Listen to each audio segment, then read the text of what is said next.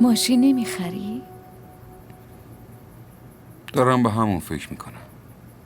خب با مانتی حرف بزن. برای چی مانتی؟ اگه کم آوردی ازش خستی بخر. خودش که گفت. نمیخوام ریختشو ببینم. یادت نیست چطوری به مشت زده بود؟ هرچی شد تقصیر خودت بود.